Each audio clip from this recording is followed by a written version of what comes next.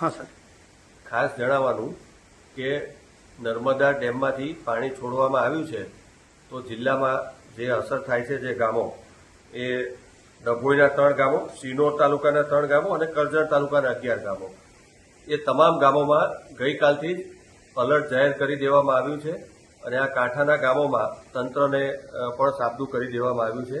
કોઈપણ પરિસ્થિતિમાં શિફ્ટિંગ કરવાની જરૂર પડે તો હજી સુધી શિફ્ટિંગ કરવાની જરૂર ઉપસ્થિત થઈ નથી, પણ શિફ્ટિંગ કરવું પડે તો પણ તેના માટે સંપૂર્ણ તૈયારીઓ કરવામાં આવી છે. આ ઉપરાંત દેવ ડેમમાંથી જ્યારે પાણી છોડવામાં આવે છે ત્યારે વાઘોડિયા તાલુકાના 17 ગામો છે એ પણ કાંઠાના ગામોને અલર્ટ કરી દેવામાં આવ્યા છે અને ત્યાં પણ તંત્રને સાબદું રાખવામાં આવ્યું છે. એ જ રીતે